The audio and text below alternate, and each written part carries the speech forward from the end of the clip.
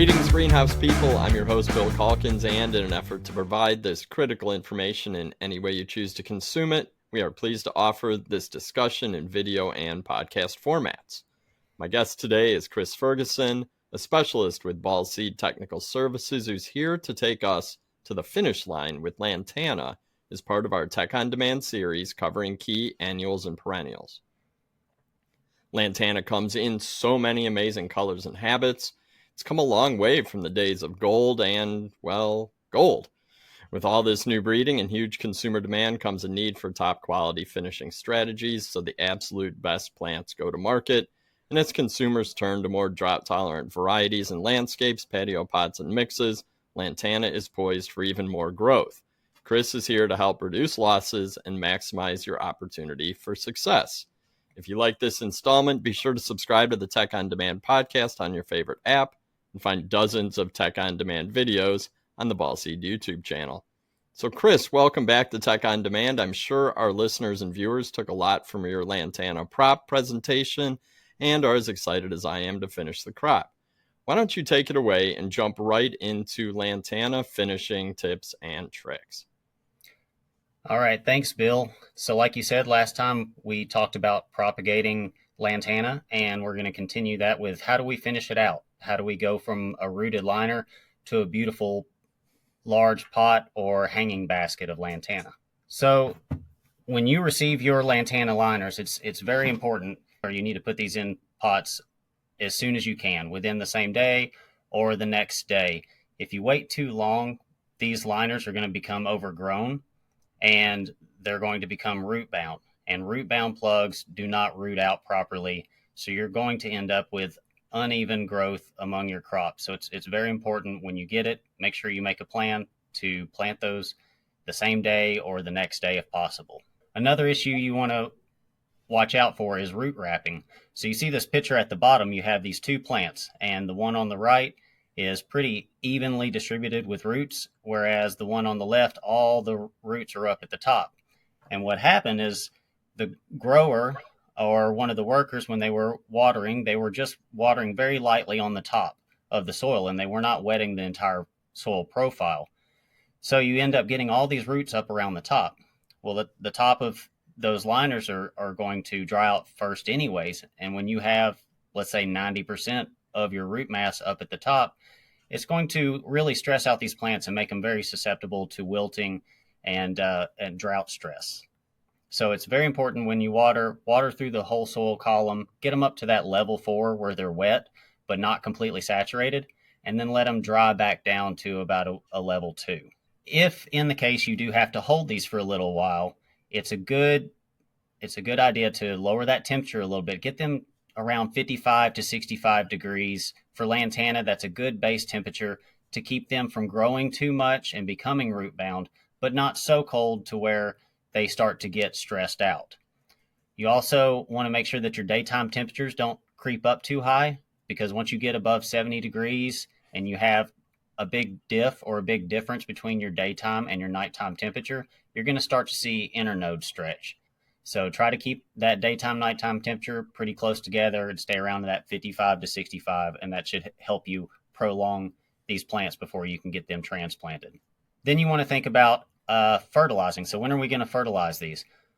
Well, these liners have already came in. They've been on a truck for a few days, and then when they come into the greenhouse, the first thing that they're going to do is the workers are going to put them down on the ground. They're going to water them just to get them rehydrated.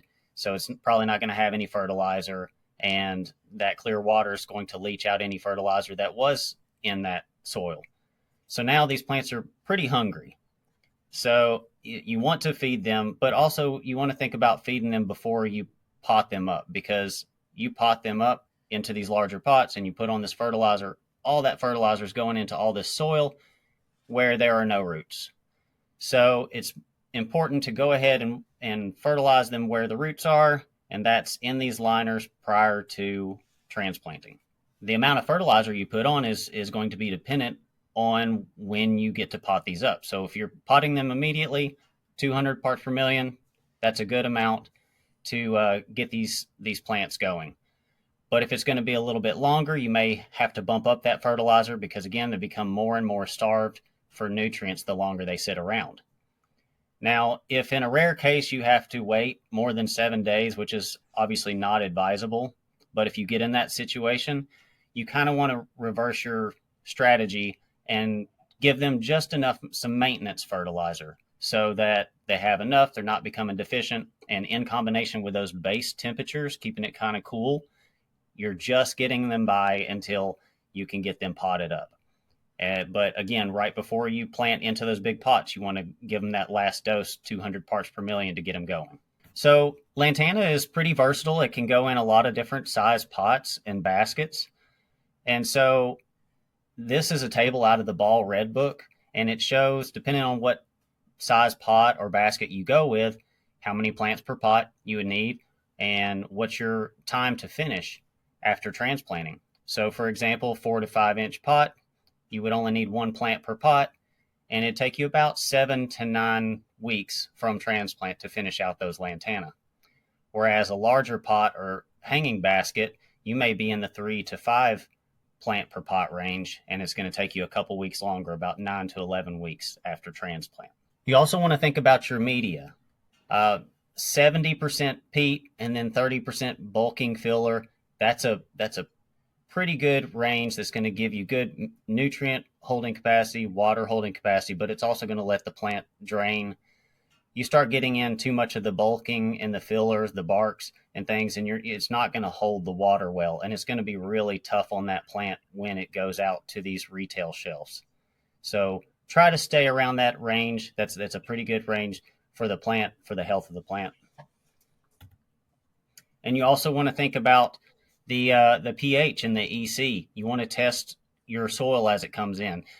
You don't want to assume that the soil that you have is the same that you had come in last month or 2 months ago or last season.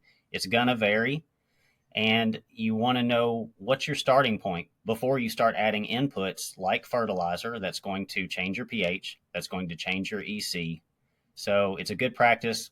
Check your soil before you start putting all your plants in there. Another thing you want to think about is the age of your soil, because soil comes in with starter charge and a wetting agent, and these things tend to break down over time, especially the wetting agent. So in this picture on the right, you can see the difference between planting with new media and then the plants in the yellow boxes that had media that sat around for a while, and that wetting agent wasn't working or the starter charge wasn't working, and they really just struggled to keep up with the rest of the crop. So if you have some old soil, it's a good practice to put those in some of the larger pots that you have. They're a lot more forgiving than young plant production. Now, as far as moisture management for Lantana specifically, it likes to be on the drier side. So, generally we would say moisture level 2 to 4, but for Lantana, I think 2 to 3 is a good range for them. If you get up into that level 5, super saturated, you're going to start to see issues. It's going to be stressed out. The plant's going to start to stretch. You're going to get root disease issues. And then on the other side, if you get all the way down there to a 1, well, now you're starting to burn those root hairs and dry out the roots, and it's going to stress out the plant again, and you may see flower drop or you may see marginal leaf burn. So try to stay with that 2 to 3 or 2 to 4 range for this plant. When talking about the pH and the fertilizer for Lantana, most culture guides will say 5.8 to 6.2 or 6.3 for Lantana. But if you're outside of those ranges a little bit, Lantana is pretty lenient, and you're not going to see a lot of deficiency or toxicity symptoms from Lantana being a little outside, which is why, for the media, I said 5.5 to 6.5 is a pretty good range. But if you can hone it into 5.8 to 6.2, you'll be fine. The biggest issue with Lantana is hardening off. So if you're using too much nitrate fertilizer, it can cause your Lantana to become hard and compact and really not fill out those pots. So you want to use a more of an ammoniacal based fertilizer. So something like a 20-10-20 or a 17-5-17 would be great for Lantana. if you go all the way over here to the left and you start using a 20-20-20, you're pushing way too much phosphorus, and that phosphorus is going to cause the lantana to stretch. So stay around a 20-10-20 or a 17-5-17. Also remember the acidity of fertilizer. If you're in an area where your pH, your soil is a little bit high and you need to bring it down a little bit, sometimes you can just switch over to a 20-10-20 to bring it into range. But if you're about where you need to be, maybe 17-5-17 is better for you. But yeah, just keep in mind that your fertilizer will also affect the pH. Now, lantana, they are native to Central and South America, so they love a lot of light and they love high temperatures. So in your daytime temperature, 75 to 80 degrees, and nighttime temperature, 70 to 72, those will be great. Again, if you start to see any stretch, maybe close those numbers up a little bit so you don't have so much of a difference between your day and your night. As with any plant, it has its limits. If you start to get up in the upper 90s or hundreds with this plant, you're going to see things like flower abortion. You may see damage to the leaves. So keep it reasonable, but you can keep it warm. As far as the amount of light, generally lantana like at least 12 moles a day for their DLIs. That usually is not a major issue for most greenhouses. They can get that amount of sun. If you're in the spring and you're in northern states or maybe Canada, it might be a little bit harder to get that amount of light.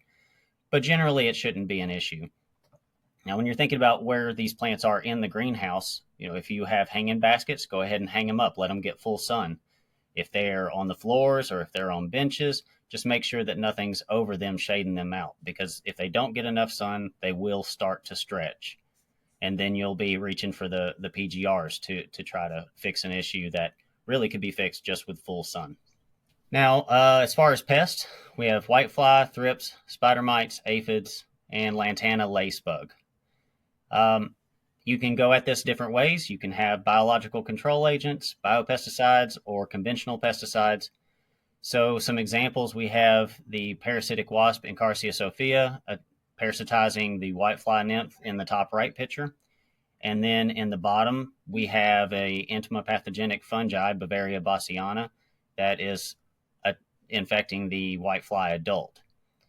You need to remember that you have to stay on top of these. If you're going to use biological control agents and biopesticides, you need to know when the pest starts to appear and track it. How many are you seeing per leaf or per plant? Because once you get into a full-blown infestation, it's really hard to impossible to control it with biological methods.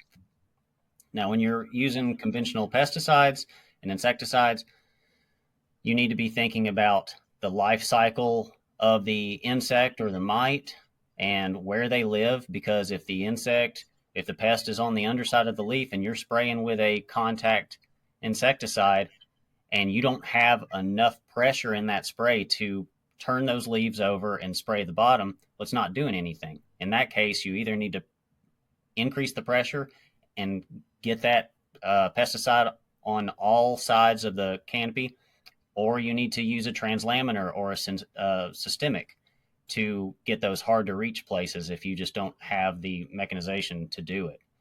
This plant is pretty bulletproof. It doesn't have a lot of diseases. These are the ones that you can find in the literature, but there's not a lot out there. And your general practices will be half of your battle. Making sure that you water from underneath. Don't overhead water. If you do have to overhead water, do it in the morning or mid-morning. Allow that canopy to dry out. You want to keep the humidity low. You want to keep the fans going. You want to water to a level 4, but don't keep them constantly saturated. Things like that are going to help you, so much more than constantly spraying pesticides and fungicides and having bad practices. So on top of having the right growing practices, have a preventative spray every 2 to 3 weeks, and that should keep you on track. Now, if you do need a little guidance as to what pesticides are you using or what biopesticides are you going to use, Grower Talks has 2 great resources to kind of help you build a strong IPM program so that you have minimal issues and you can have that great Lantana crop with no pests and no disease issues. And with that, that's all I have. I'll throw it back to you, Bill. Sounds good, and thanks for sharing this slide because it reminds the viewers that you can find dozens, actually hundreds of tech-on-demand educational resources online. Every week I send a newsletter covering a range of cultural and technical topics. We've got 200 technical videos for greenhouse professionals on our YouTube channel, and the podcast now is at 150 episodes, making it a great way to learn about technical topics on the go. Lastly, if you want to join more than 6,000 of your peers, I suggest you join the Greenhouse Tech Team group on Facebook. All you need to do is search Greenhouse Tech Team, answer a couple of simple questions, and I will let you right in. But Chris, thank you once again for so much of your time and expertise. And I know we're going to continue talking because we got a lot more crops to cover in the future, right? That's right. I'm Bill Calkins with Tech on Demand, and on behalf of our entire team, thanks for listening and watching, and take care out there.